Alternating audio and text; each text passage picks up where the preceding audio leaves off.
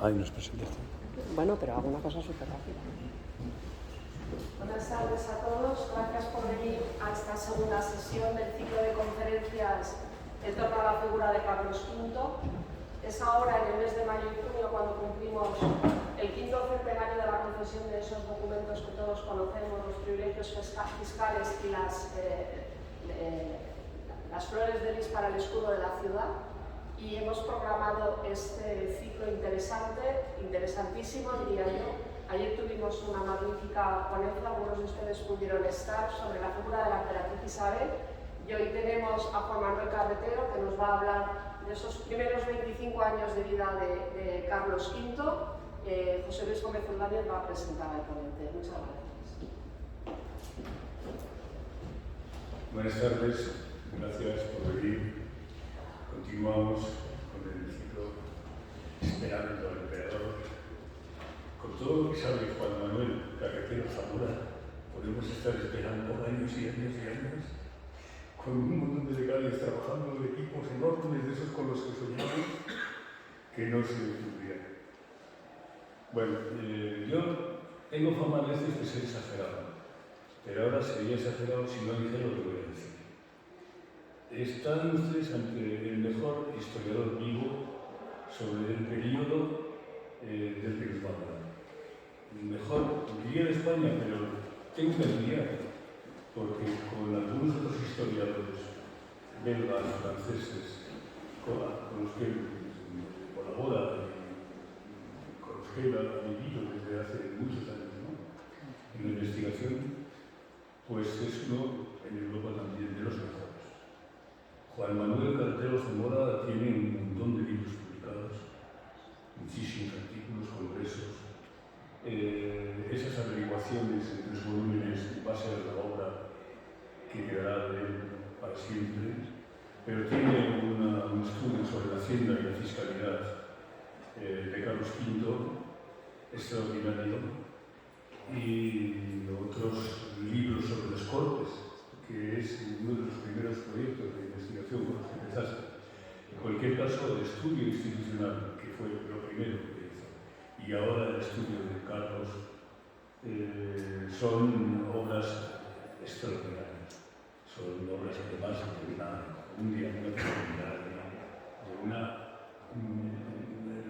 de eso que los historiadores reconocemos inmediatamente, ¿no?, cuando algo está fundamentado y basado en la investigación en los archivos, que es donde hay que ir.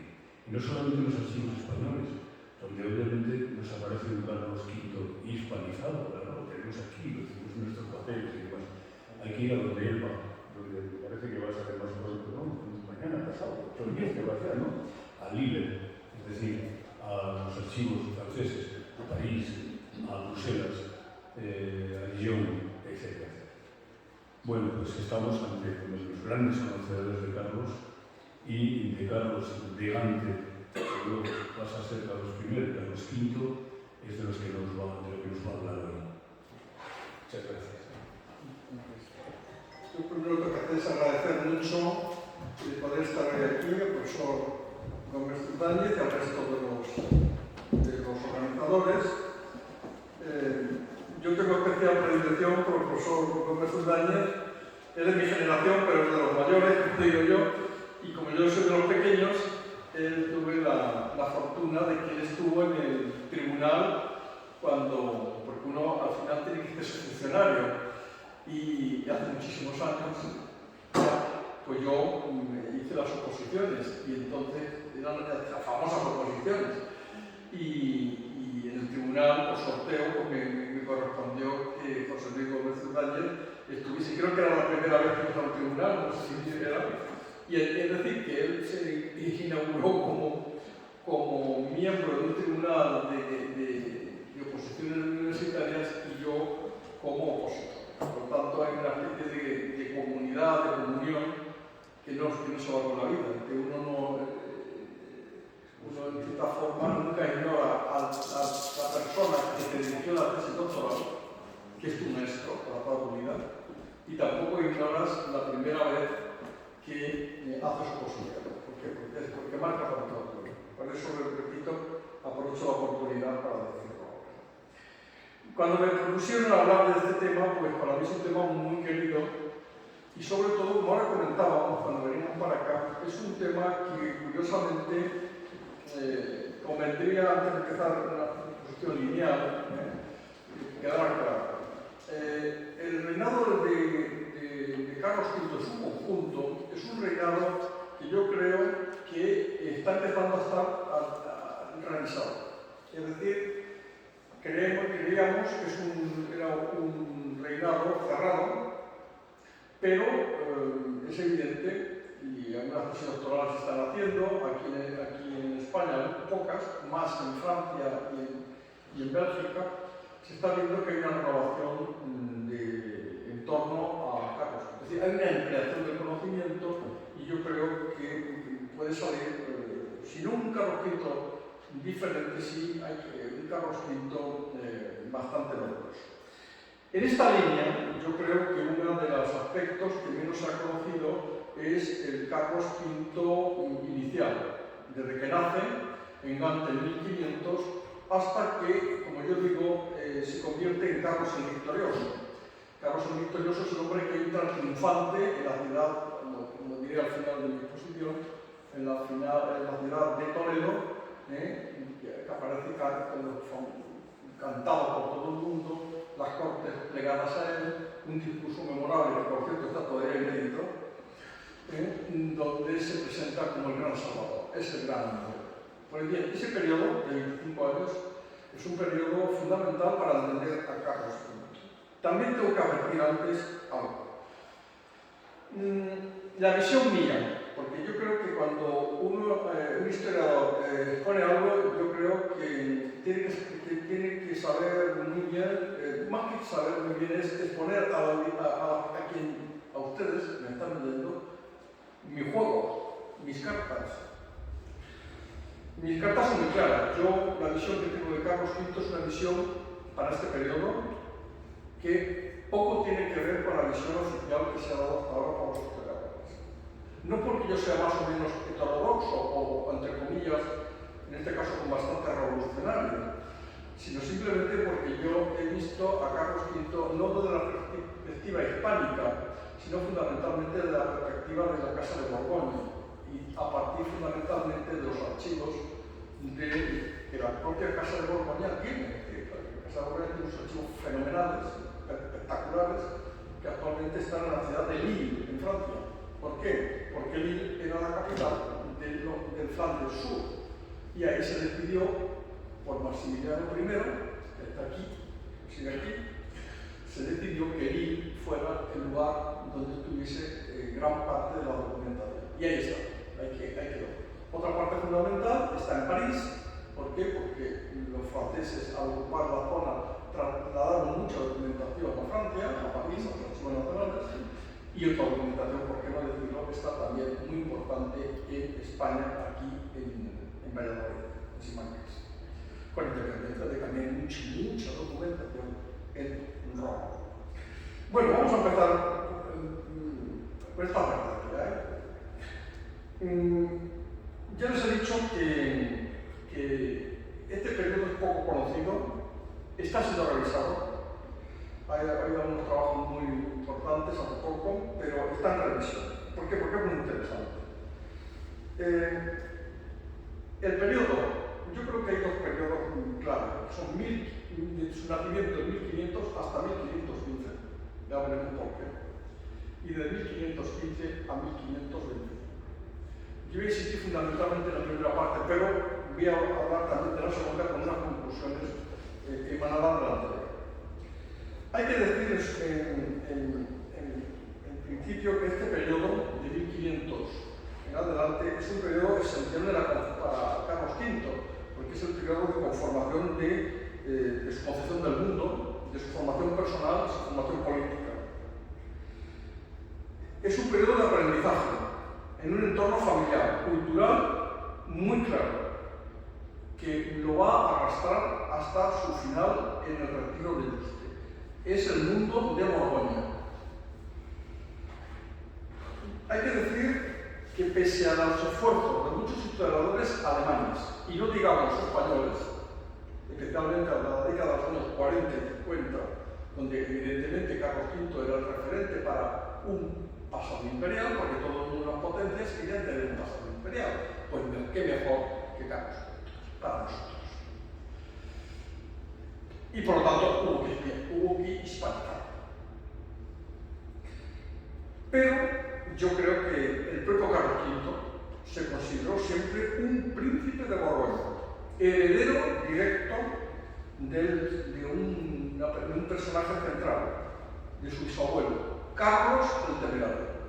Él se llama Carlos, hay alguna versión que se llama Carlos por su padrino, no, él se llama Carlos por Carlos el Temerario. Es un hombre que tuvo una fijación personal por la figura de su padre, Felipe el Hermoso, hasta extremos increíbles. Él se siente vinculado a la herencia de Felipe el Hermoso. Cuando llega a España dirá que hasta su padre entregó la vida por España. Muere por España. Y lo que hace es el nombre de Felipe es para su renunciamiento. Felipe de Habsburgo es el gran duque de Borgoña, su imagen favorita. Aquí detrás tenemos la imagen, es una imagen falsa, entre comillas, es una creación, es a propósito, es ni más ni menos que de Bernard Striegel, es uno de los grandes pintores de corte de Maximiliano, es una construcción ideal. Y aquí tenemos, aquí está Maximiliano, ¿no? Aquí está Felipe, el heredero. Aquí está María. María, ¿quién es María? María es la hija de Carlos el Temerario, la abuela de Carlos V. En el centro está Carlos V y aquí está Fernando, el futuro emperador Fernando. Y aquí está el futuro rey de Hungría. Que muere en Moac, y aparece aquí la idea verdaderamente ideal de la familia Borgoña-Habsburgo.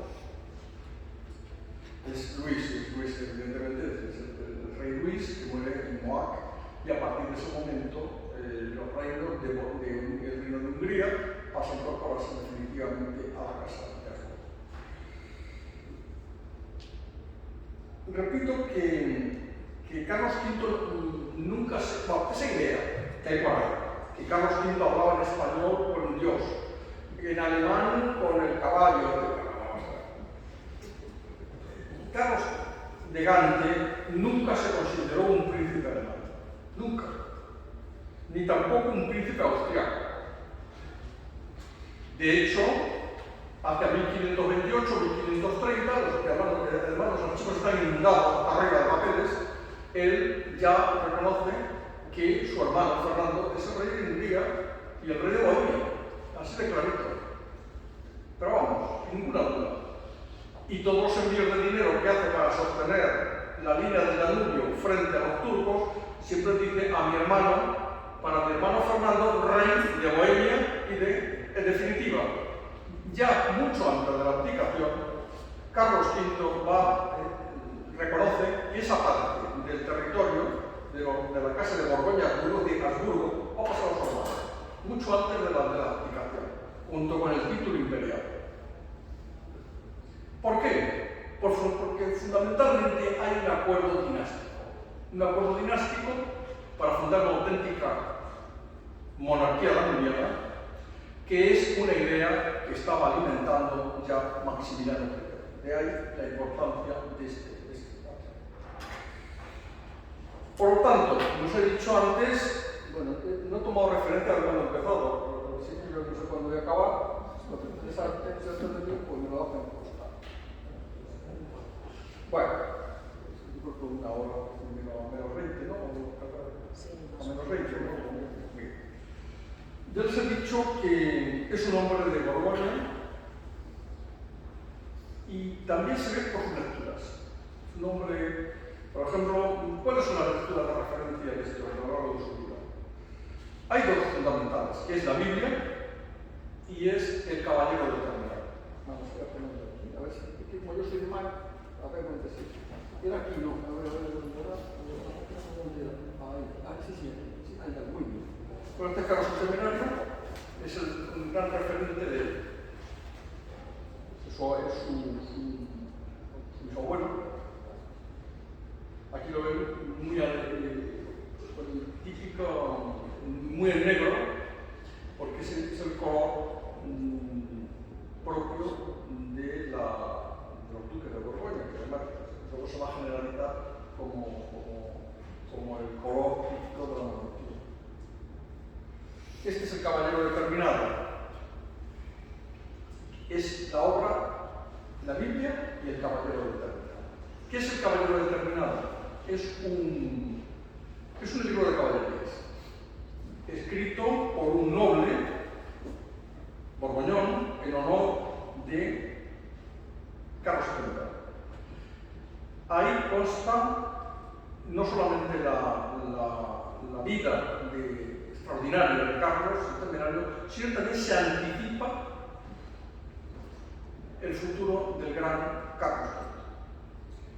De hecho, esta obra se traduce al español hace el siglo XXVII, aunque la edición más conocida es de muy posterior, incluso cerca de la muerte del emperador de Lamberes, el diccionario de Liberé. Se dice que el gran traductor fue el propio Carlos V, yo creo que no. Aunque sí debe inspirar mucho, porque quien hace la traducción en español y hace la rima, porque es una obra rimada, no domina perfectamente el francés. Ya lo veremos que el que domina el francés es él. Posiblemente participase en eso. Esta obra le va a acompañar siempre. En Juste se sabe perfectamente, porque sabemos los libros que tiene y también se vendieron, que los libros más leídos por él fueron la Biblia, en francés, y el Caballero Determinado en francés. Pero la Biblia en francés tiene su unidad, porque un caballero que la acompañó hasta el final en Juste quiso comprar la Biblia del emperador, y la Inquisición le dijo que no. Dijo, pero ¿por qué? Si no la del emperador, pues sí, al emperador se le ha dejado leer, pero usted no. ¿Por qué? Porque una Biblia en francés pues tiene fama, huele a qué, o sea, calvinismo. Por lo tanto, sus obras están siempre en francés. Aquí tienen el Carlos. Ya les adelanto un texto. Por consiguiente, primera gran conclusión. Carlos vivió, en mi opinión, Carlos vivió y murió como un príncipe de Borgoña con sus usos, hábitos, lecturas y visión caballeresca del mundo. No me va a dar tiempo mucho a profundizar en sus hábitos, incluso de alimentación y de bebida. Son todos belgas, para ustedes me entiendan. No es un hombre de vino, no le gusta el vino, no lo entiende. Es tercero. A diferencia de su abuelo Maximiliano, que apreciaba bien el vino de Borgoña y su padre, y luego su hijo, muy aficionado por cierto al vino de la zona de Rueda. Él no, él siempre bebía cerveza, en cantidades colosales, porque Carlos V fue, yo lo defino como un hombre excesivo en todo. Se bebía 2 jarras de litro cada uno, 2 de aperitivo. Comía de una forma brutal. Si les soy sincero, era un hombre de mal trato, soberbio, duro, durísimo, avaro. Le gustaba mucho el dinero. Cada vez que visitaba a su madre, desaparecía en un cajón lleno de plata, porque Juana era muy rica. Era muy duro.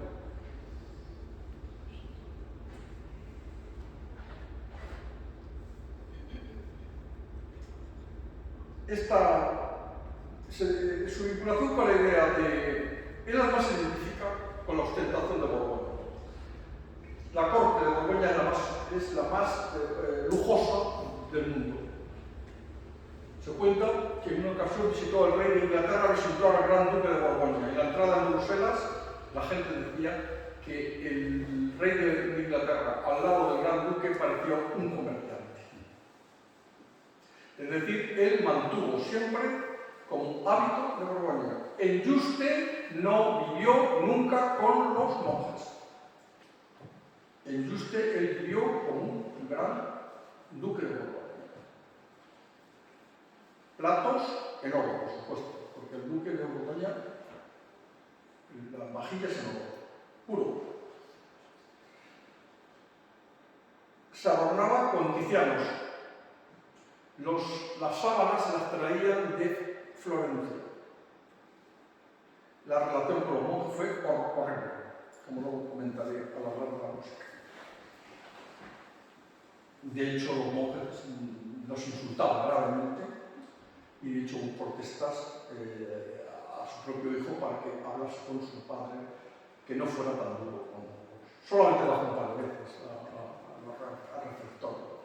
Los vigilaba desde arriba porque Juste, bueno, lo que actualmente Juste es una reconstrucción del siglo XX, estaba más metido hacia allá, por eso él muere de paludismo, porque a él le gustaba pescar desde la ventana pencas, entonces el agua dentro. Vigilaba, entonces toda la parte alta del claustro, que actualmente de los monjes, eso estaba cerrado y lo utilizaba él para pasear, y para sus cosas los observaba y a veces que los insultaba. Él tiene una visión caballeresca, por lo tanto, de niño él no tuvo una buena formación cultural, no, por supuesto no está al nivel, por supuesto, ni de Enrique VIII, es un hombre, ya lo diré, con más adherencias medievales de lo que parece. Es muy parecido a Lutero.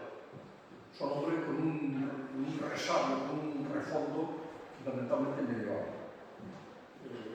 Una potencia, era muy fuerte desde niño. Tuvo que hacer una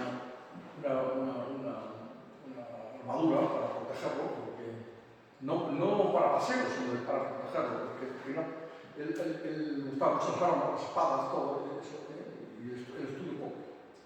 De hecho, se lo reconocía a su hijo, a Felipe II. Estudiase, decía, no hagas como yo. No aproveché los buenos días con mi maestro Adriano.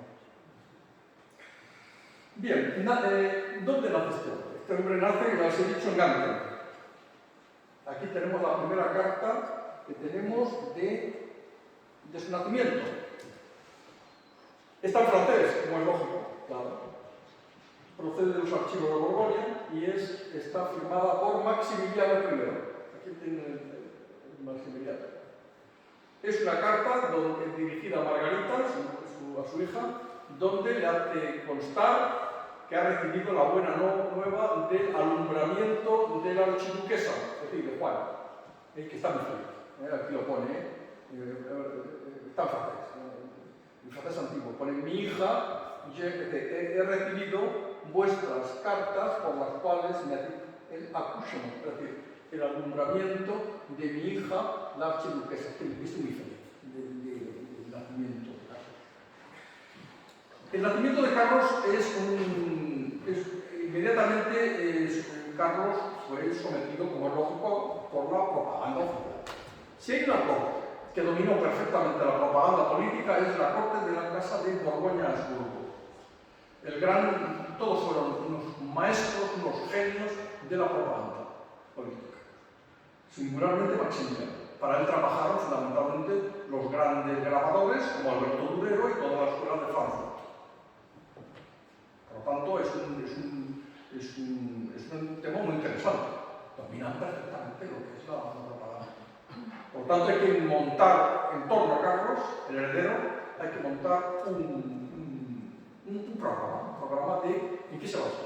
Pues fundamentalmente en la idea de que Carlos es el nuevo héroe. Es un héroe. De hecho, él se presentará a la romana, cuando puede. Ahí están las maravillas de culturas de los leones. Le gusta mucho su entrada en Roma. Cuando entra en Roma es espectacular. Ese es el César. Por tanto, inmediatamente se no monta. Los hombres, los héroes, cuando nacen y cuando mueren, tiene que la naturaleza decirlo. No es accidental, tiene que ser excepcional. Por eso, inmediatamente se monta un gran programa que lo va a mantener hasta el último día de su vida. Él es Carlos de la Fortuna. ¿Por qué? Pues porque nace el día 24 de febrero. Y el día 24 de febrero fue el santo de San Matías. De hecho, él entró en combate en Pavía la víspera de San Matías. Y no entró el día de San Matías porque los generales le dijeron, mire usted, que tenemos una gran oportunidad de abatir a Francisco I, pero como dejamos venir mañana pueden entrar regimientos nuevos por la noche. Pero él quería retrasar para hacer el combate el día de San Matías. También obligó al Papa a su coronación en Bolonia al día de San Matías. ¿Por qué San Matías? San Matías es el patrón de los afortunados, porque es fue el único apóstol que no eligió Jesucristo, sino que ocupó la plaza de Judas. Y como lo hizo por sorteo, ¿por qué? Porque al no estar Jesucristo en la tierra, hubo que recurrir al Espíritu Santo, que es entonces quien domina la Iglesia hasta la actualidad, hasta el fin de los tiempos, ya no todos saben los católicos. Por eso, cuando se elige al Papa, no lo elige lo elige el Espíritu Santo. Por lo tanto, Matías fue la primera actuación del Espíritu Santo en la historia de la Iglesia en el momento del Espíritu Santo. Porque antes del Espíritu Santo, de la vida de Jesucristo, es Dios Padre, la Iglesia, Dios el Espíritu Santo, y el futuro será la perfección de los tiempos con la segunda venida de Jesucristo, según dicen las Sagradas Escrituras. Por lo tanto, el nacer, Carlos, el día de San Matías fue lo que confirma su excepcionalidad. Eso me acuerdo. 1500. El 1500 es un número redondo, 00. Pero que 1500 también es un año extraordinario. ¿Por qué? Porque es bisiesto. Y en aquella época bisiesto era un buen signo. Un signo de favorable. Pero 1500 también es algo. Es la gran fiesta del jubileo. El jubileo romano. El jubileo romano se celebra cada 25 años. Y 1500 es el año del jubileo. El jubileo proclamado por Alejandro VI. Pero es que además, ¿cuándo nace Carlos? Carlos nace oficialmente al alba. No puede nacer en otro tiempo. ¿Por qué es el alba? Porque es el día, es el momento donde cambia el día. Los días no cambian a las 12. El día cambia cuando empieza a salir el sol. Cuando la luz acaba con las tinieblas. Cuando la verdad prevalece sobre la mentira. Es un héroe. Claro, es un héroe, por supuesto. ¿Por qué? Porque los héroes nacen mirando al sol.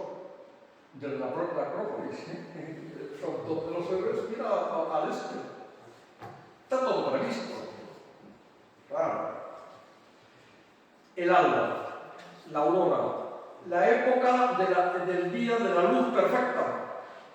Si no ven ustedes al Caravaggio, no es perfecto. Cuando el día acaba con las tinieblas. ¿Y quién? Por eso la aurora, ¿qué es la aurora? La aurora es la diosa que tira de un carro donde va Júpiter, sol, está tirando el sol. Es perfecto. ¿Y dónde van a hacer? Pues tiene que nacer en un lugar especial. Es Gante. ¿Por qué Gante? Porque Gante es la ciudad fundada directamente, según la tradición, por Julio César. Por lo tanto, hay todo un entramado. Conclusión. Todos los cronistas, todos concluyen algo. Perdonen que sea un poco pedante, no lo soy, saben que profesor, un detalle que yo no soy pedante. Cétiri so super Matías. Cétiri so super Matías. La suerte recayó en Matías. ¿Quién dice esto? Isabel la Católica. Isabel la Católica, según eso, tiene un sueño. Tengan en cuenta que el sueño es el mejor método que tiene la divinidad para trasladar la perfecta opinión de Dios a los hombres. Y Isabel la Católica sueña. ¿Qué sueña? Que en ese momento está naciendo su nieto. Y dice a su marido: en este momento está naciendo nuestro nieto, que será el hombre más poderoso de la Cristo. La cosa no tiene más miga, porque en ese momento Carlos no está en la línea sucesoria, porque vive Miguel. Y otro hecho, a partir de ese momento uno de los problemas que va a tener, y va a ser la segunda parte de la intervención, va a tener 3 partes, es la dificultad de llegar al poder de Carlos. ¿Por qué? Bueno, pues porque tiene que legitimarse. ¿Y cuál es la fuente de legitimación mejor en Castilla? Isabel la Católica. Pues Isabel la Católica ha recibido un sueño, hay un nexo entre lo divino y lo humano, y el nexo perfecto es Isabel la Católica, fuente de toda legitimidad para gobernar en Castilla. Está más claro que el agua. ¿Quién asume todo esto y lo divulga? Todos los cronistas de los reyes católicos, de Carlos V, pero no solamente aquí en España, también de la Casa de Borgoña, por supuesto, Jean-Paul, todo el grupo reproduce el famoso La Suerte de Carlos. Es decir, el problema es que Carlos empieza a ser políticamente, a obrar políticamente en 1502. ¿Por qué? Porque es cuando sus padres vienen de Flandes, se reúnen en Toledo, las Cortes, y proclaman que Juana y Felipe son los sucesores de los reyes católicos. Y en ese documento es por primera vez donde aparece Carlos como sujeto político. Y el príncipe Carlos como sucesor. Ahí aparece.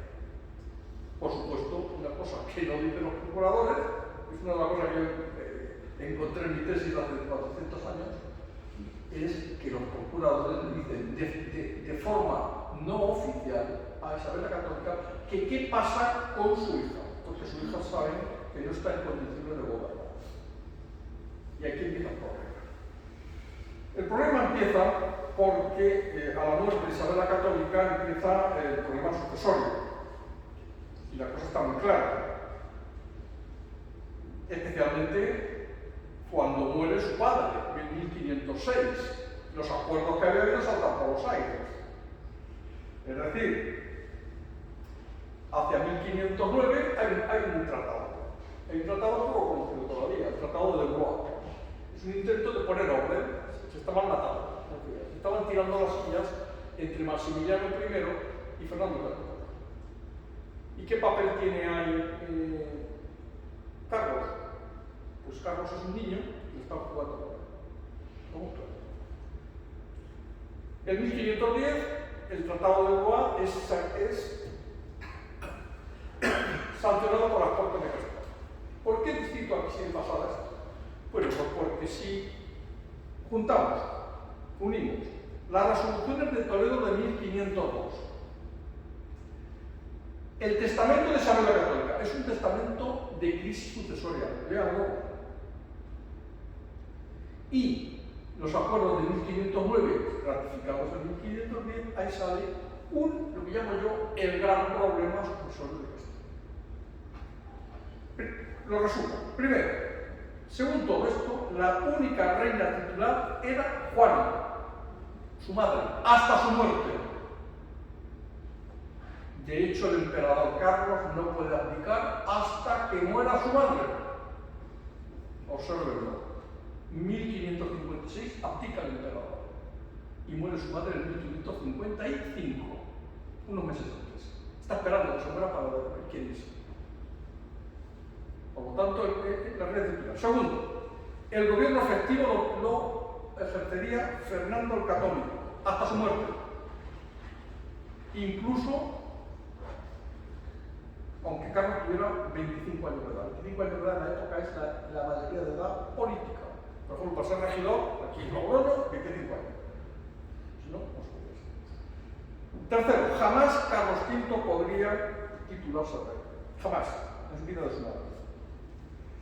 Además, Carlos había nacido en Flandes, en Gante. Problema constitucional gordo, pero gordo. ¿De acuerdo? El término es mejor.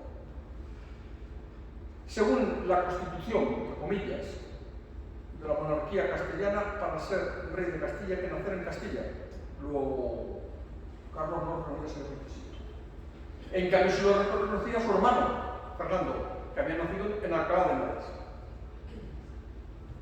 ¿Cómo resolverlo? Muy sencillo. Otra vez la maquinaria política y propaganda. No, efectivamente no ha nacido, claro, eso es evidente. Por muchas vueltas que lo dieran, y aunque la aurora volviera otra vez a sacar el sol. Eso era pero, atención, sí fue concebido en Castilla. Y eso funcionó. Bien, por lo tanto, Carlos se educa en... Él no viene a Castilla hasta 1527. La infancia y juventud es una infancia en Flandes, entre Bruselas y Malinas, fundamentalmente Malinas, donde está con sus hermanas. Él es un huérfano. Hay un estudio magnífico en un catedrático de la Complutense, se ha muerto hace poco, muy aficionado a la historia. Un libro, alguna vez hablé con él, le presenté de hecho un libro, yo era un genio, que es un estudio psicológico y perfecto, es un catedrático de psicología, lo mejor que hago. Y un estudio de Carlos es el perfecto hombre con una mentalidad, una visión del mundo de huérfano, la perfección, la dureza, es un huérfano. Él se cría como un huérfano. Quien lo educa es su tía, Margarita. No casualmente, cuando tiene su primera hija, que es un jovenzuelo, que tiene 18, 19 años, la tiene con una noble italiana, le pone el nombre Margarita. Margarita de Austria. Margarita de Habsburgo, Madama en Roma. Todavía está el famoso Palacio Madama en Roma, que es la sede ni más ni menos que del Senado italiano. Y la casa con un farnese. A la pila bautismal en Gante lo lleva, no casualmente, su bisabuela, Margarita de York.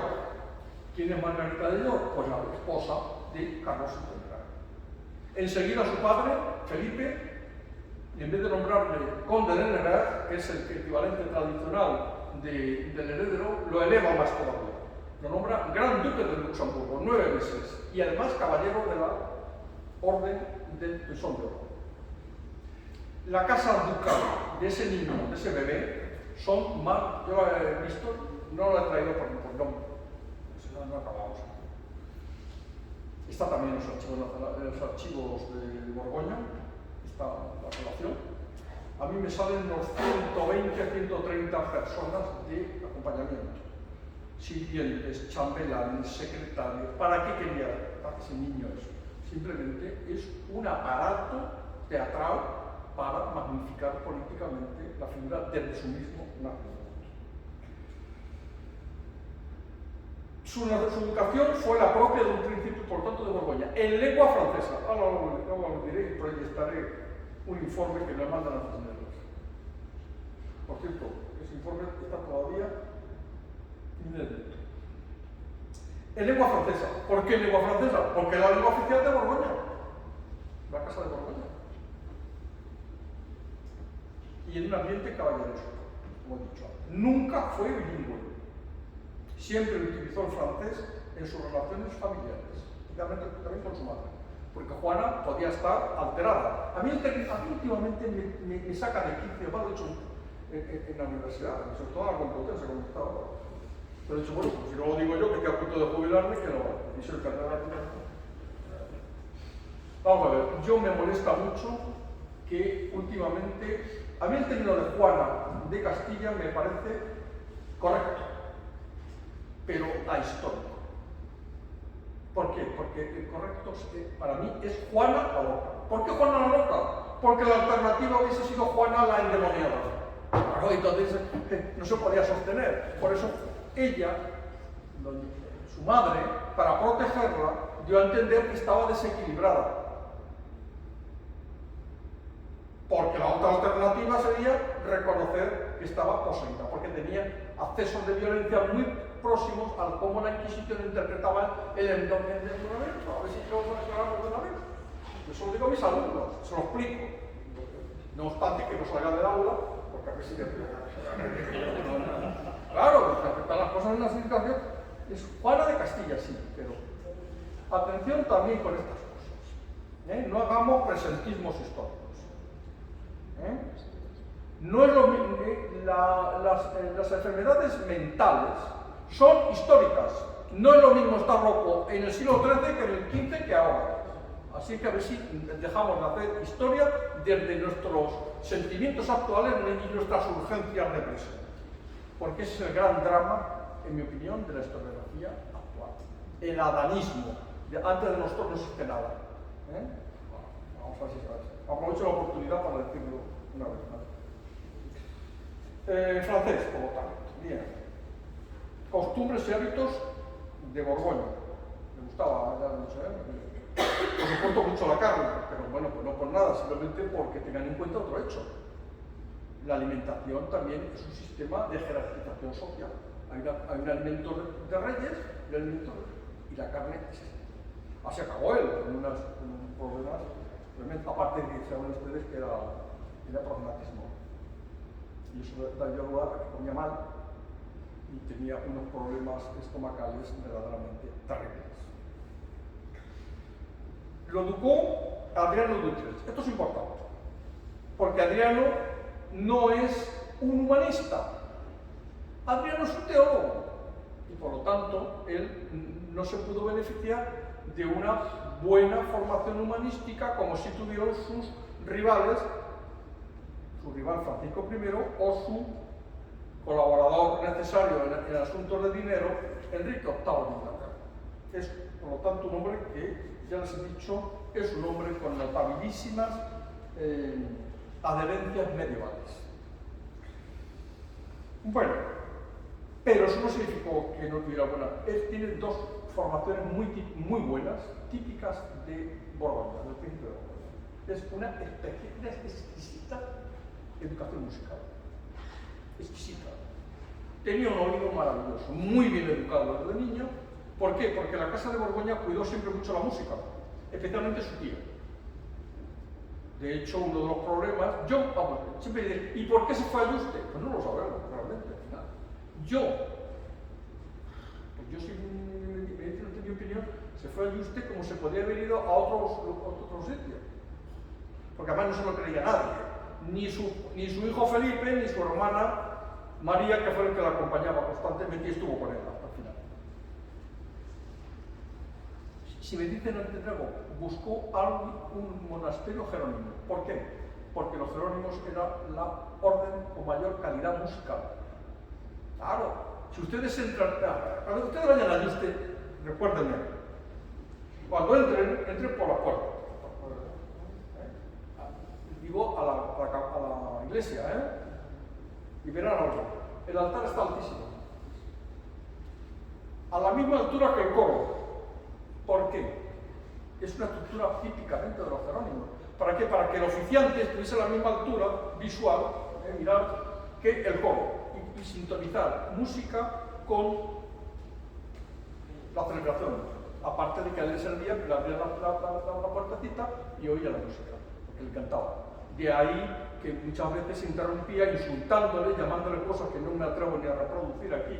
¿Por qué? Porque fallaba. Cuando fallaba alguien, él lo detectaba. Tiene una educación musical extraordinaria. Es una pena, hace poco, bueno, antes de la pandemia, pues se le dio una tesis doctoral, estuve yo, en la Universidad de Sorbona, sobre la música en la corte de Carlos V.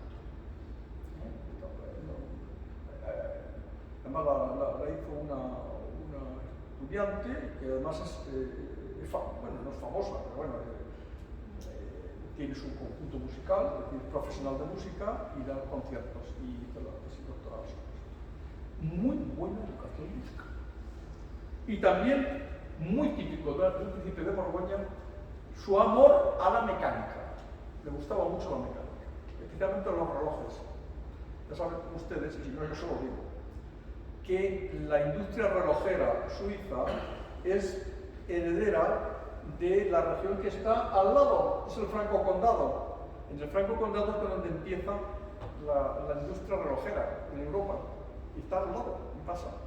De hecho, el Museo del Tiempo actual, que es una maravilla, está en Besançon, está allí, en Besançon, que es la antigua capital del Franco Condado o del Condado de Borgoña. De hecho, él tiene una colección espectacular de relojes y tiene un relojero especial para que trabaje y se lo lleva a Juste y vive en Cuacos. En Cuacos tiene su laboratorio para hacer relojes. Es una pasión que él tiene hasta el final de su vida. Bueno, en 1515, ¿qué pasa? En 1515 es una fecha que aquí en España se ha tenido muy poco en cuenta. ¿Qué pasa en 1515? Es capital en la historia de Carlos V. En ese momento pasa de ser un joven en expectativa a ser príncipe soberano en Europa. ¿Por qué? Porque en 1515 los Estados Generales, reunidos de los Países Bajos, o sea, tiene el Parlamento, decide nombrarle soberano efectivo. Emanciparse, se llama la emancipación. ¿Emanciparse de quién? Pues de las tutorías que tenía. Y ser ya... Eso es fundamental. Desde luego, en la perspectiva se dictó como un tiro aquí en España, porque eso ya alejaba definitivamente el gran ideal de Fernando el Católico, que viniera aquí y se educara.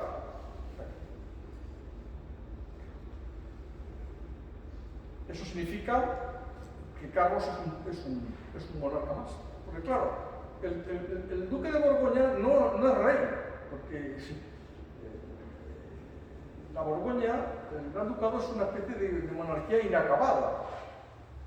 Pero realmente el Gran Duque de Borgoña era, además, era el señor de la zona más dinámica de la economía de la época, que era Holanda, Bélgica, el Luxemburgo, todo un rosario de territorios en el Alto Rin, y enlazaba con el Franco Condado y Suiza. Esto da lugar a algo fundamental.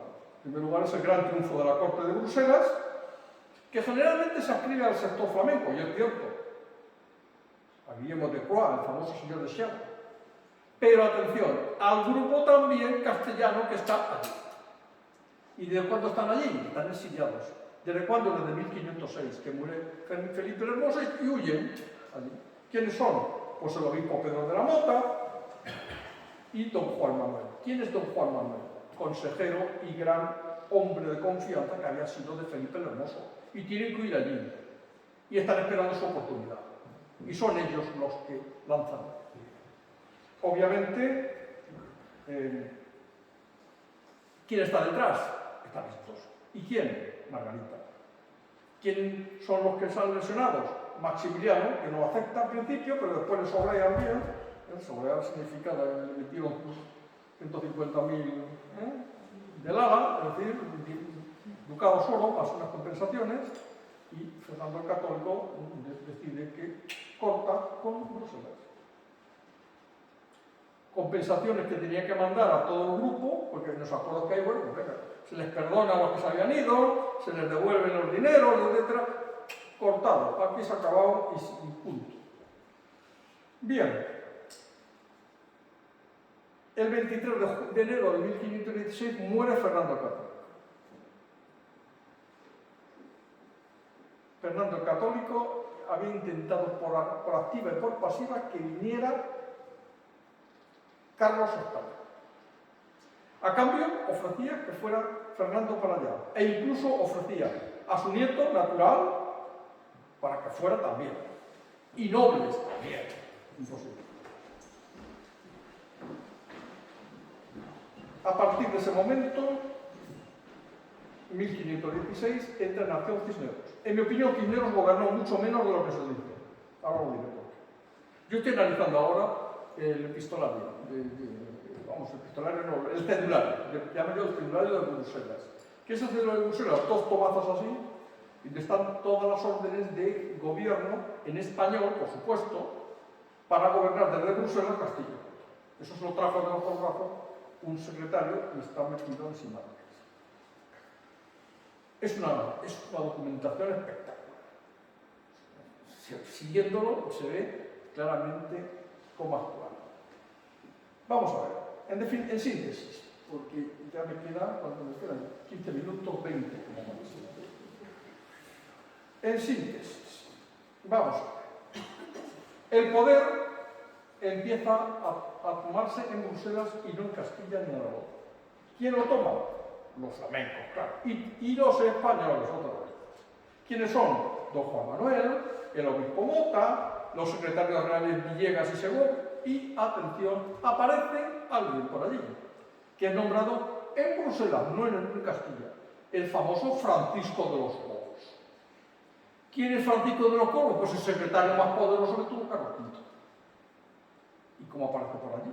Aparece por allí y es nombrado. Es decir, Francisco de los Cobos empieza en Bruselas. ¿Y cómo? ¿Saben ustedes cómo? Yo tengo la documentación, vamos, la hoja de nombramiento. Yo creí que lo habían nombrado para asuntos políticos, pero no. Lo nombraron para asuntos financieros. Porque ese hombre dice muy hábil y irán mejor las cosas. ¿Por qué? Porque en Bruselas se decide algo. Es tomar el poder. ¿Cómo se toma el poder? Con las instituciones y los dineros. Cisneros es confirmado como gobernador el 14 de febrero de 1516. También está le tiene como un padre, le agradece todo, bueno, pero váyase uno al final. Al final te dice que todas las decisiones las tome en sintonía con la opinión del deán de Lovaina. ¿Y quién es el deán de Lovaina? Pues Adriano dice, Adriano. Obviamente Cisneros salta por los aires. ¿Por qué? Pues porque el jefe del bando en Bruselas es el mayor enemigo suyo, que es el obispo Mota. Y encima le han mandado, ya lo tenía aquí, pero se le refuerza a el propio Adriano para que lo reciba en corto. Dice siempre. Y también, por supuesto, manda otras cartas, el mismo día. Una a Cisneros y otra le manda al Consejo Real, a las ciudades con voto de Cortes, a las audiencias y chancillerías, a la nobleza y al alto clero. Y todas acabaron. Todas decían, todo sería por Cisneros. Con el reverendo deán de Lovaina, mi embajador, que os hablará y escribirá lo que sea preciso. Es decir, el asalto al poder queda confirmado por un hecho. Inicialmente hay una promesa de Bruselas a Cisneros. Le dice, mire, no se preocupe usted porque el príncipe, todavía se dice el príncipe, no asumirá el título de rey sino cuando vaya realmente a los reinos de España.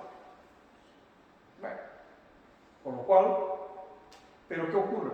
Ocurre algo. El 14 de marzo de 1516 se produce un hecho fundamental. Son los funerales de Fernando el Católico en la Catedral de Santa Úrsula de Bruselas. Es un funeral extraordinario. Los cronistas de Borgoña dicen es el acontecimiento más suntuoso que ha tenido los duques, porque se han invertido hasta 50.000 ducados en luminarias, en todo. Bien, empieza, pero al acabar el funeral se levanta Mota y dice que queda proclamado Carlos como rey de Castilla.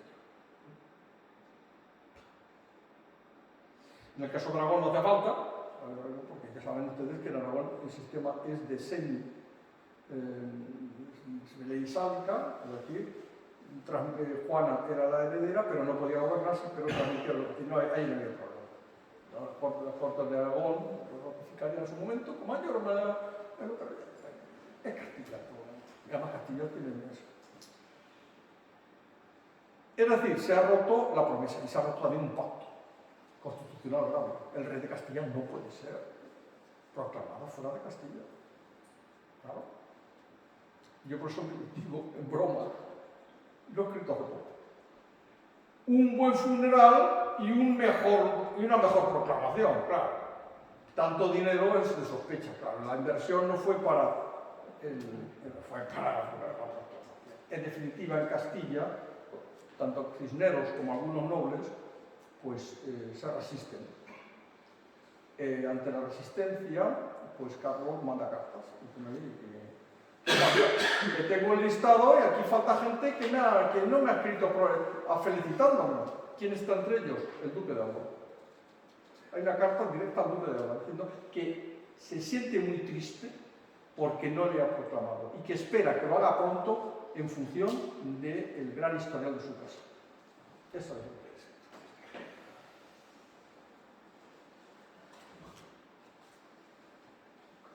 ¿Qué visión se tiene de la corte de Bruselas en España, sobre todo en el entramado de Cisneros? Pues vamos a ver aquí. A ver. Bueno, aquí está. Cuando él viene para España, la situación es tan mala, económicamente hablando, que tiene que pedir a crédito un crédito. Y se lo tiene. Y pasa ¿y por qué pasa siempre por Londres? Porque Enrique VIII es un banquero. A ver si ya nos damos cuenta. Y Enrique VIII está financiándole. Y le da exactamente aquí está, a ver, está aquí. ¿Cuánto suena? Está aquí. Está en francés, como siempre. Pero vamos, es una letra bastante clara. Son ¿dónde están? No se aumenta. ¿Cómo se aumenta esto? Ah, aquí.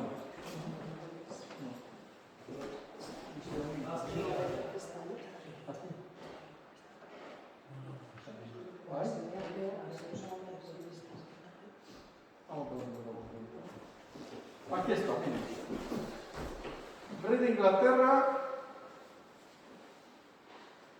Bueno, lo tomamos. Nosotros queremos un préstamo, la suma de 100.000 florines de oro. Aquí está. 100.000 florines. Con esto puede venir para acá. Ahora hablaré de al final, en la última parte, unos minutos sobre la situación. Vale. A ver, ¿qué es esto? Ha sido porque al agrandar hay que volver Sí, a claro. poner el tamaño. Entonces paso a uno, a esta cosa, lo he traído en Word. Por ejemplo, vamos a ver, el informe,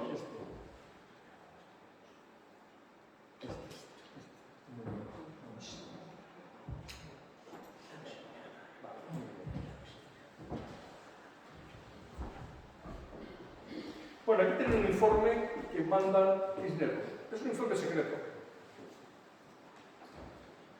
Yo creo que lo hizo el propio alguien del entorno del obispo Mota. No sé si con la autorización de Mota para meter esto o para hacerle, entre comillas, la cama a Mota. ¿Qué dice? En primer lugar, el informe dice que, bueno, hay dos informes, son dos, es más complicado la cosa, pero bueno, sintético. El primer informe es que dice que quien domina la corte es Guillermo de Croix, señor de Seo, definido textualmente como natural de Francia y tiene muy sujeto al príncipe nuestro señor, y a Carlos, y lo tiene sujeto al rey de Francia. Segundo, el ambiente en Bruselas estaba dominado por la codicia. Ha de saber el señor cardenal que lo principal que reina cerca de esta gente es la codicia, que aquí no se tiene por pecado ni por mal. Tercero, se deja caer que uno de los corruptos es Adriano de Utrecht, que estaba metido en algunos negocios de venta fraudulenta de oficios públicos. De hecho, a Cisneros le prometen el Cisneros está de él hasta aquí. Y pide a Bruselas que se lo quiten del medio. Y le contestan desde Bruselas. No sé si era para apaciguarlo, o era verdad o era mentira, pero le contestan. Aquí en Bruselas también estamos de los hartos y no lo queremos. No sé si era verdad o era mentira. Si fuera verdad, pues ya sabemos dónde lo colocaron. ¿Estamos? Bien. La descripción de la persona de Carlos de Gante nos ahorra más comentarios. Ahí lo tienen ustedes el original. El príncipe nuestro Señor tiene, loado Dios, muy buenas inclinaciones y gran natural, mas le han criado y le crían muy retraído, en especial con los españoles, lo cual es inconveniente, y lo sería mucho más cuando vaya allá. Su Alteza no sabe hablar ninguna palabra en español. Aquí está. Bueno, ya a ver si me tengo la pata aquí. Mira, que no se puede marcar. Aquí está, bien, si lo ven. Asimismo, su Alteza no sabe hablar ninguna palabra en español, y puesto que entiende algo es muy poco, lo cual por ser muy grandano se ha dicho aquí, acá, y aconsejado en esto, mas todavía no se hace bien. No sabe hablar nada. Nada es nada.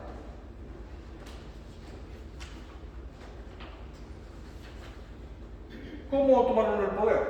Lo sintetizo. Primero, la presidencia de las Cortes y del Consejo Real, que es cargo constitucional adscrito siempre en español, pasa a Pedro de la Mota,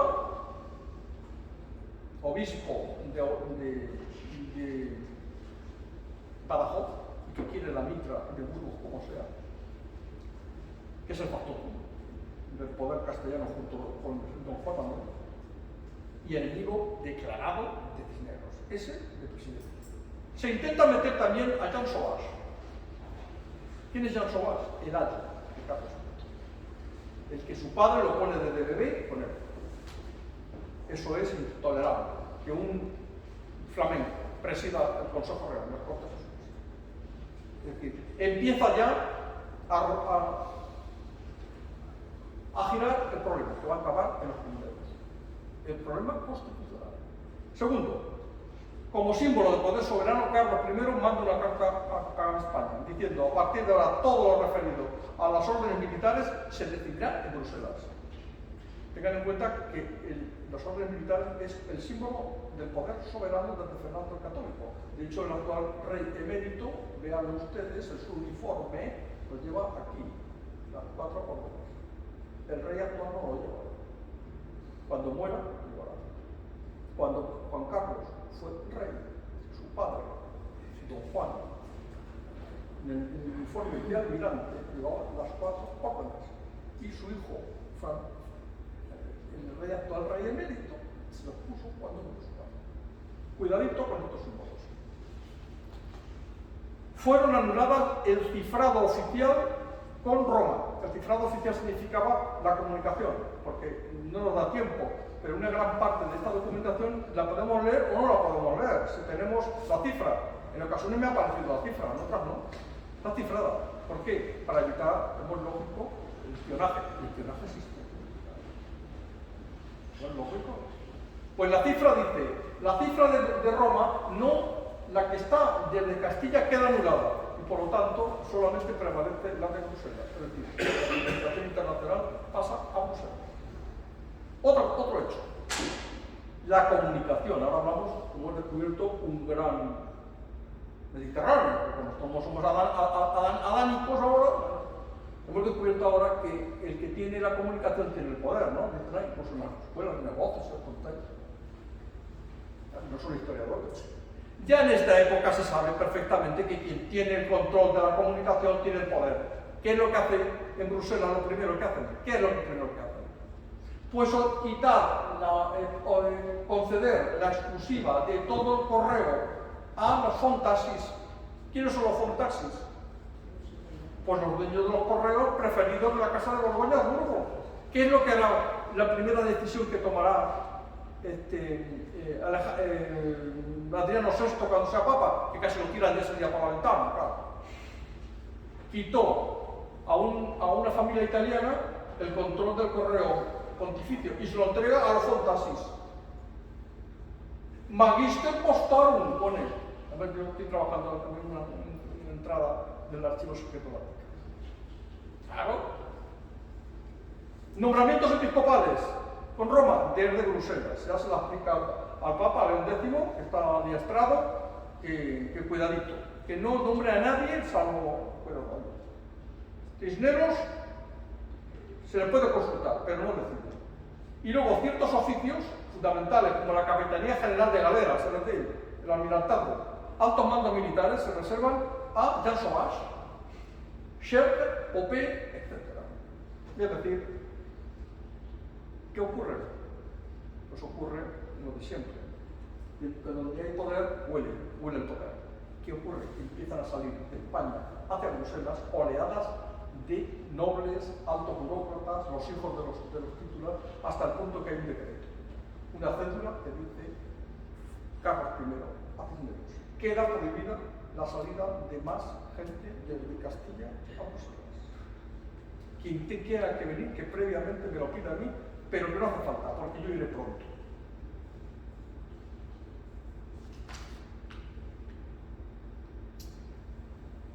¿Qué le falta a Carlos? Legitimar la espada. ¿Quién la puede legitimar? En primer lugar, la credibilidad internacional. Inmediatamente dice a los castellanos: me he autoproclamado rey porque me lo ha pedido el Papa, mi abuelo el emperador, el rey de Inglaterra, el rey de Francia, etcétera, etcétera, y me han dicho que lo mejor para defenderos es que yo me proclame rey, primero. Segundo, el propio Papa me ha otorgado el título de rey católico. Me da una bula especial, una bula que tengo aquí, se llama Pacificus Aeternum Rex, de abril de 1517, donde dice que Carlos es el heredero directo de los reyes católicos y por lo tanto es rey católico. No se cita a su madre no es reina católica. Se dice que la única mujer que puede ser reina católica sea la futura esposa de él. Pasa que luego él lo que hace es poner a su madre como reina de mi madre. Y luego lo que hace es otra cosa, convocar a las Cortes para que lo elijan rey. Más que lo elijan, no, lo ratifiquen. En definitiva, en febrero de 1518, él convoca a las Cortes en Valladolid, logra la legitimidad total. Lo primero que hace es mandar a su hermano vía Santander fuera. De hecho, yo publiqué todo el coste de la armada y los gastos del viaje de la salida de Fernando hacia Flandes, y es muy curioso, muy minucioso, tan minucioso que hay un epígrafe dedicado a gastos de correo, que eran unos correos que iban uniendo donde estaba su hermano Fernando, donde estaba él, porque él iba camino de Zaragoza,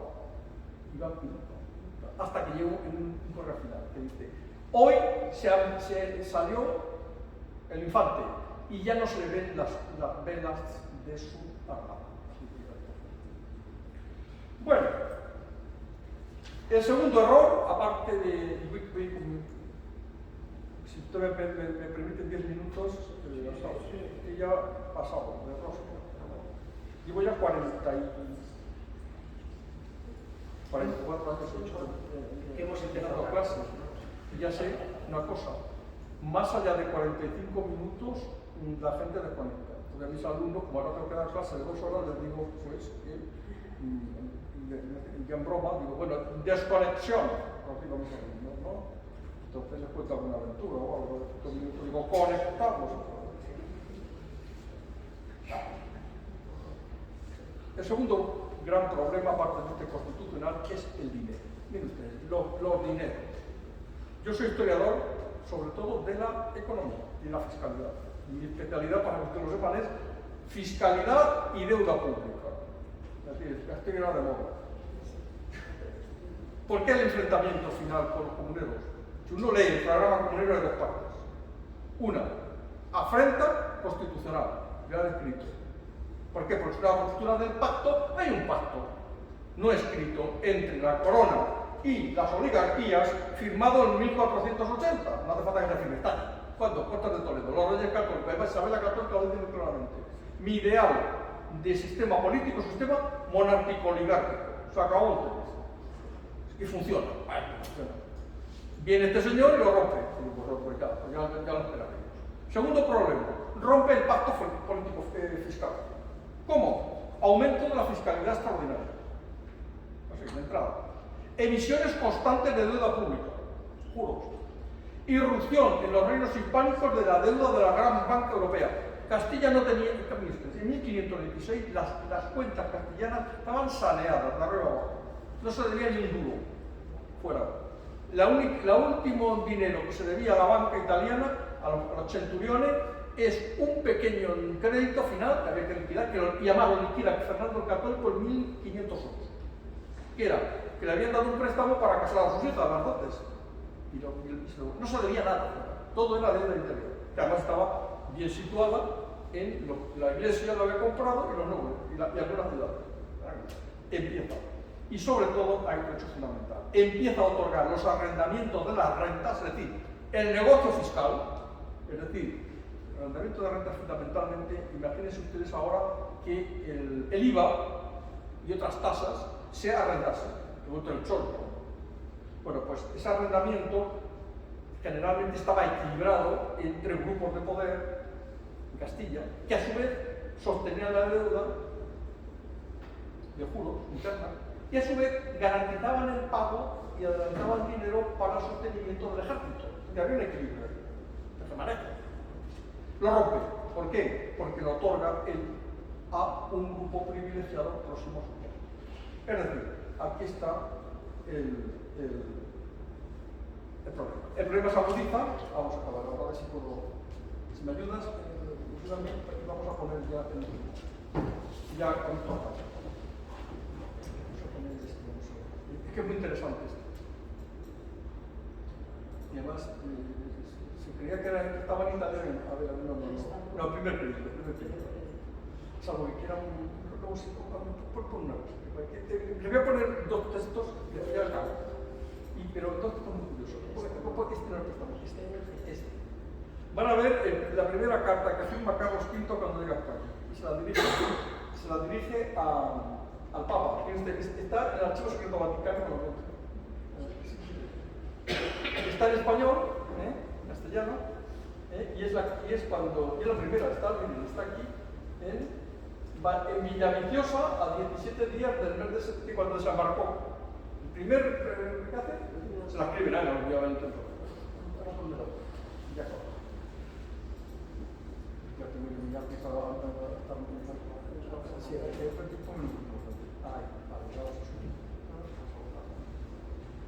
bueno, aquí está otro hecho problema. El problema al final es que hay que recaudar más, saquear de arriba abajo, trasladar dinero. ¿Por qué se traslada tanto dinero?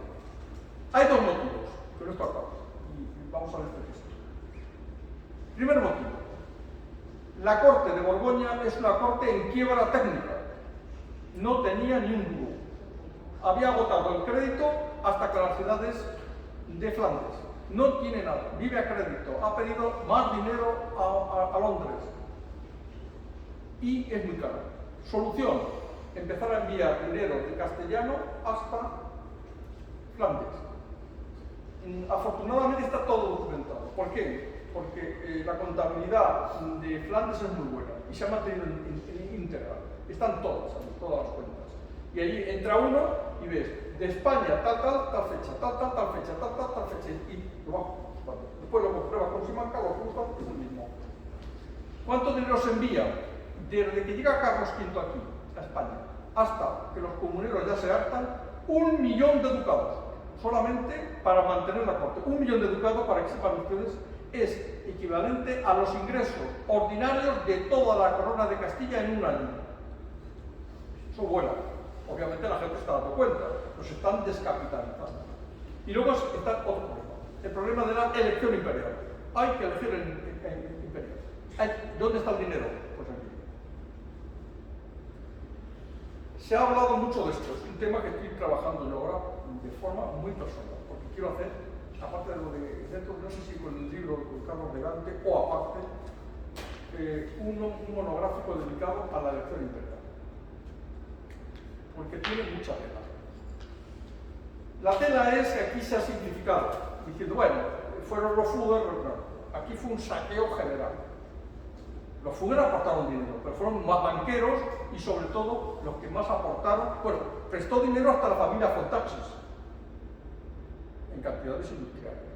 También hubo, cuando se retiró Carlos Francisco I, hubo que devolverle a Francisco I el dinero que él había adelantado para comprar a los otros. Fíjense ustedes la jugada. 50 millones de maravedíes tuvo que trasvasarse a Francia para, ante la retirada de la candidatura de Francisco I. Francisco I dijo, oye, a mí me devuelve lo que yo he adelantado aquí para esta gente. Entonces, además, tú, bueno. El texto este que tiene usted proyectado es la primera carta de pago de la elección imperial. Está firmada unos días antes de la muerte de Maximiliano. Es decir, el dinero empieza a fluir antes de morir el abuelo, ya está fluyendo. ¿Dónde se hace? En Zaragoza.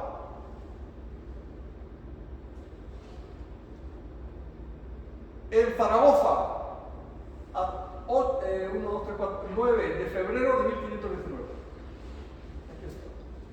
Pagarán vuestras mercedes por esta promesa de cambio por todo el mes de abril primero al señor embajador del católico rey don Carlos, a ver, tiene más música,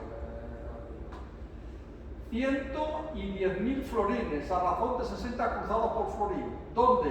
A ver, en la ciudad, hay que ver, de Frankfurt. ¿A quién es? Vamos a ver, está por aquí. Al tiempo a los electores del imperio, a voluntad del dicho señor embajador. Es decir, ¿quién firma esto? Antonio Belzar. ¿Quién es Antonio Belzar? La cabeza de la banca Belzar, los famosos Belzares. Es decir, que los primeros que pagan. Bueno, ¿cómo acabó todo esto? Pues ya saben ustedes, la guerra de las comunidades, la vuelta de Carlos V, y un conflicto que les afecta a ustedes, a los de Logroño. A 1522 viene Carlos a España, vuelve y se encuentra que no tiene ni un duro, otra vez sin dinero. Pero es que además tiene que pagar los gastos de la guerra de las comunidades, que teníamos préstamos hasta con el que nos tuvo que prestar dinero hasta el rey de Portugal. Hubo que también dejar de pagarle los dineros que se le debían al Papa Adriano VI. En Roma me he encontrado yo que es la banca Fugger la que entrega. La banca Fugger tiene una oficina en Roma, paga el dinero, adelanta el dinero a Adriano y los Fugger lo cobran aquí.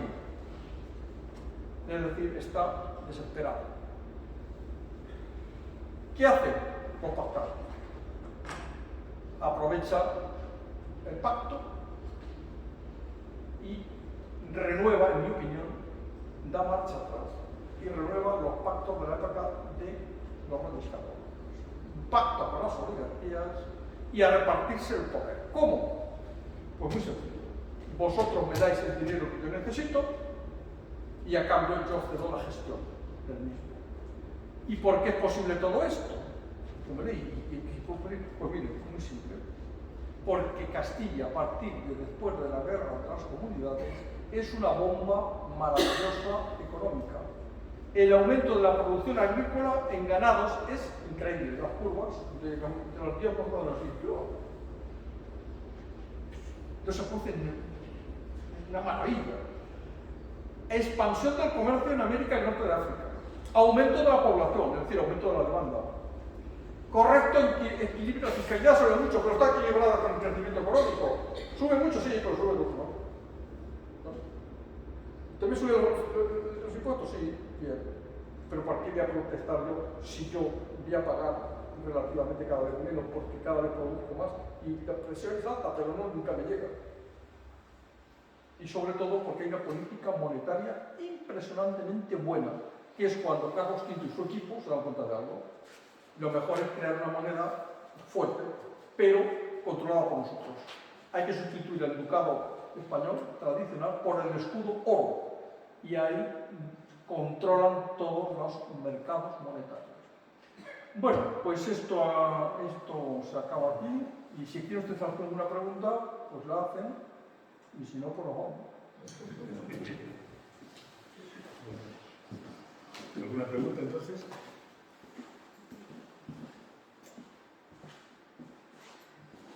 No muy fuerte, porque estoy ya sordo. ¿Alguna pregunta? ¿Alguien quiere alguna aclaración o algo? Bueno, hay una cosa que quiero preguntar. El oro de América empieza a llegar justamente en 1521 con la conquista de México.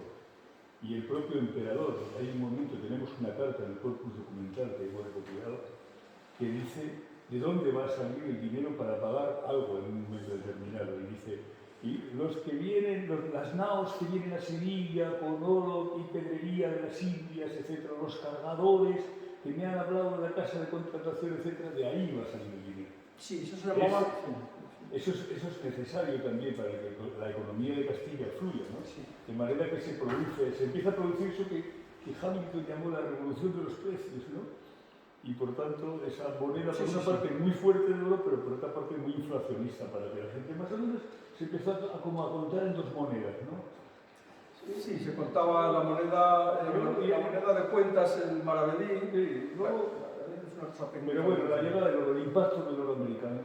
Vamos a ver, el sistema es el siguiente. Se llamaba el sistema por el cual el monarca, la hacienda real, entraba a controlar los dineros. Es decir, vamos a ver, de América van a venir 100, de los cuales 30 son míos por derechos y 70 son de comerciantes. Bien.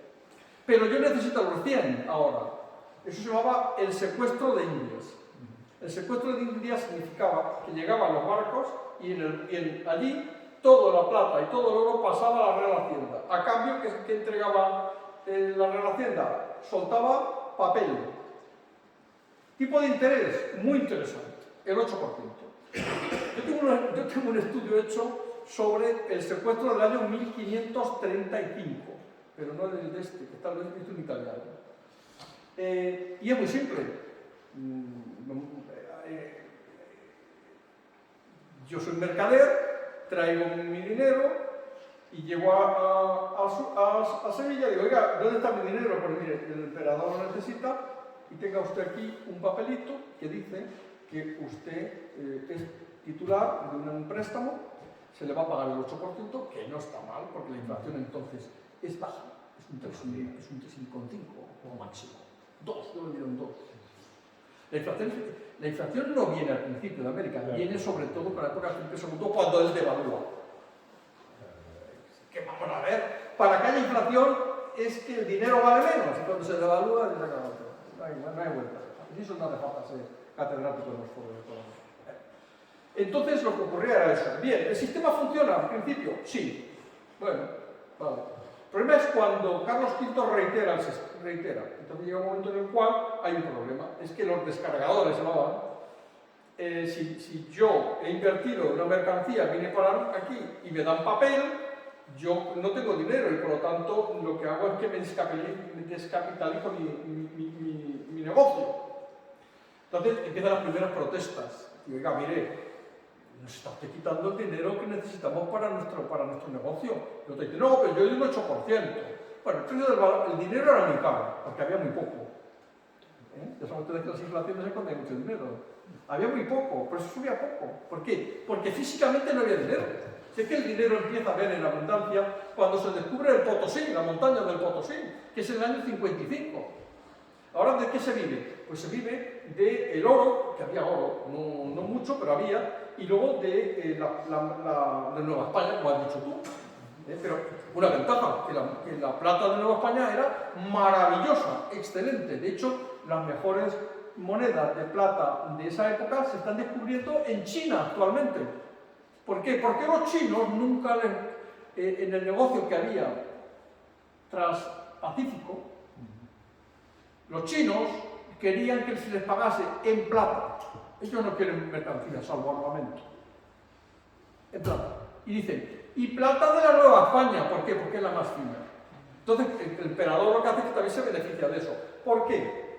Porque también hay un mercado muy interesante que tenemos que tener en cuenta. La plata llegaba aquí, pero muchas veces se necesitaba oro. ¿Por qué? Para pagar tropas. Entonces, lo que había también es una buena disposición. Por eso Carlos no pierde de vista Italia. ¿Por qué? Porque en Italia está la Toscana, está Florencia, y Florencia está especializada en algo. Yo entrego plata y tú me das oro. Es el negocio de los florentinos. Con lo cual hay un anexo que va desde América, pasa por aquí y llega incluso a Italia y se difunde por Europa. ¿Aguanta el sistema? Sí. ¿Hasta cuándo? Bueno, pues hasta cuando empieza a bajar el nivel de liquidez de los comerciantes. Cuando baja el nivel de liquidez ya protestan. Hay que subirlos un poquito, un puntito. ¿Por qué? Porque el dinero en ese momento, según mis cálculos, yo he hecho un mapa de tipos de interés. ¿Cuánto se paga? En Europa, ¿no? Siempre que me aprendo lo meto en el ordenador. Yo voy metiendo un mapita. La media me sale el 12%. En ocasiones el 13%. Y luego junto, según nos vamos acercando a la frontera con los turcos, llega hasta el 16%. Por lo tanto, si a mí me pagas el 8%, en realidad me estás pagando por debajo del mercado, pero me estás pagando muy por encima de la inflación, que es el 2, 2,5%. Entonces se jugaba. También, ¿qué ocurría? Que también con ese papel, que era de la máxima credibilidad, yo podía ir a la banca privada que existía. Y entonces se hacían unos circuitos financieros muy interesantes para eso. Pero repito, el dinero se mueva, el mecanismo es el secuestro de India. Y se lo haría. Cuando el rey, bueno, llegaba, es muy interesante saberlo también porque desde el punto de vista social, sabemos, por ejemplo, que de América venía dinero de esclavos, o de antiguos esclavos, que se liberaban ellos a sí mismos y mandaban su dinerito. Y luego una de las personas que aparece en el primer secuestro es una esclava de raza negra, que viene con su dinero. 1 millón traía de maravillas. 1 millón son 3.000 ducados, casi 3.000 ducados. Y se le secuestró. Y luego yo me encontré la devolución. La devolución es a fulano de tal, de raza negra, que se le secuestró tal, se le paga de principal tanto. Nunca pone interés, porque el interés se pone de socorro o por trabajos tanto. No sé qué es el interés, porque es un término que todavía no está sentado. El núcleo prohibido por la Iglesia. Muy bien. Bueno, ¿alguna cosa? ¿Quieren saber? Bueno, pues que sepan que la inflación siempre es por devaluación monetaria. Sí, dígame. No oigo nada. ¿Cree que se cometió una injusticia con su madre? ¿Cómo? Que se cree que se cometió una injusticia con su madre. No sé yo. Que si crees que se cometió una injusticia con su madre. ¿Con su? Con su madre, con Juana.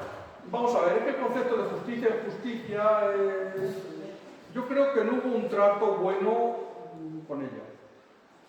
Ahora bien, también hay un hecho muy perfectamente demostrado. Esta señora, desde que muy joven, tenía problemas de convivencia muy fuertes, incluso de violencia física. Tenemos unas descripciones, vamos a ver, los reyes católicos son los primeros monarcas en crear una corte cultural para dotar de nivel cultural alto tanto al príncipe de Asturias, don Juan, como a sus hermanas. Es excepcional. Es Juana. Juana, sus hermanas y su hermana. Y los reyes católicos crean una corte. Esa corte fichan a los mejores intelectuales para que eduquen a ese hombre como rey y a sus hermanas. Por eso la educación de Juana, con sus hermanas, es exquisita. Exquisita. Dominaba el latín de maravilla y era una esponja con los idiomas. Juana. ¿Por qué digo esto?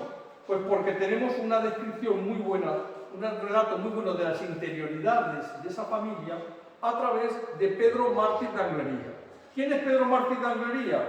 Es un italiano fichado para que sea tutor, educador, junto con la Galindo, etcétera, etcétera.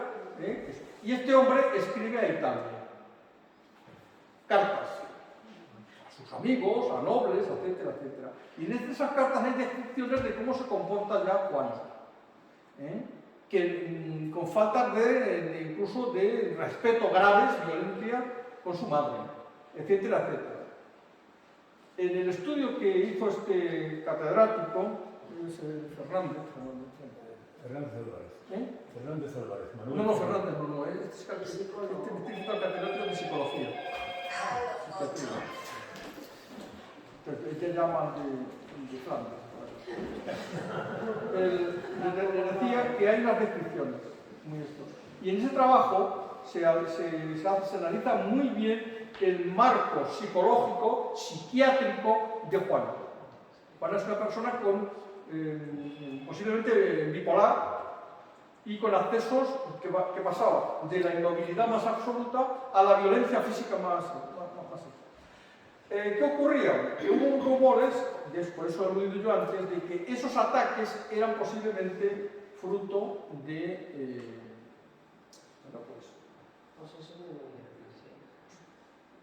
enfermedades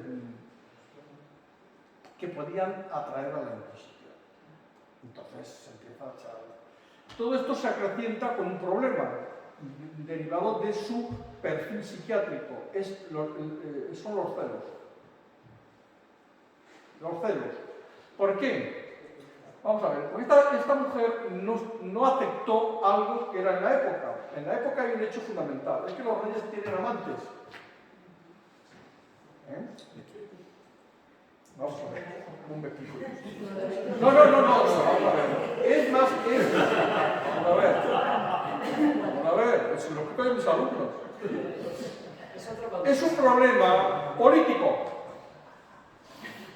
Que aparte de ser un problema de, un problema político. ¿Por qué? En aquella época no hay internet, no hay televisión, no hay nada. ¿Sí? Y además, cuando se va la luz, hay nada.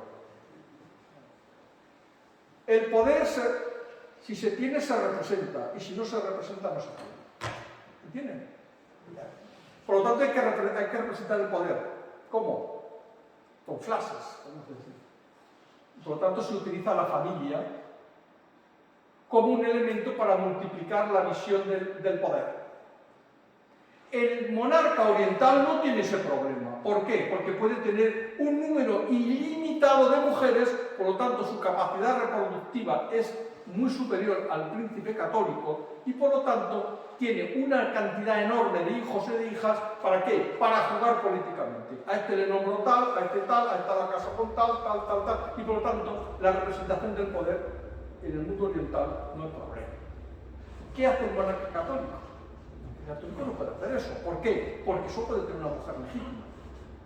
Por lo tanto, su capacidad de reproducción política es muy limitada. Por eso, generalmente, los reyes tenían hijos estadounidenses. ¿Con quién? ¿Con la primera que pasaba por allí? No. ¿Con quién? Con altas nobles. ¿Por qué? Y los hijos que nacían, ¿los repudiaban, los echaban allí? No, los incorporaban. ¿Por qué? Porque también, aparte de sus necesidades de tipo biológico, tenían sus necesidades de tipo político. Les acabo de indicar el caso de Carlos V. Carlos V no solo viudo, no se casó. Pero tuvo muchos amantes. La primera cuando era soltero, les acabo de indicar. Soltero tenía 19 años. ¿Con quién la tiene? Pues con una novia italiana. ¿Repudia a la niña? No. Todo lo contrario, le pone el nombre que podía haber puesto a su hija la primera, Margarita. ¿Cómo? Como su bisabuela Margarita de York y su tía, madre, que para él era lo máximo, porque en el primer testamento de 1522, cuando todavía soltero, ya tenía una otra hija, él pone como tutora a su tía Margarita. Es decir, que esto de que los reyes tenían también tenemos que tener esa perspectiva política. El monarca necesita representar el poder y la mejor forma de representación es como no tiene, está muy limitado, pues lo que hace es incorporar a la familia los bastardos, los van a incorporar todos. Pero además no los casan con cualquiera, yo me caso con una farnese. De ahí sale un cardenal Farnese y no casualmente, ¿quién sale? Alejandro Farnese, que fue primo de Felipe II, primo legítimo, claro. ¿Y qué hace Felipe II? ¿Lo tira también? No. Lo nombra capitán general y gobernador general de los Países Bajos, a su primo, legal. ¿Y qué hace con su hermano? ¿También lo tira? No. Lo incorpora y lo hace capital general en Lepanto y capital general en Europa y gobernador general de los Países Bajos. Hay que tener en cuenta esto. ¿De acuerdo?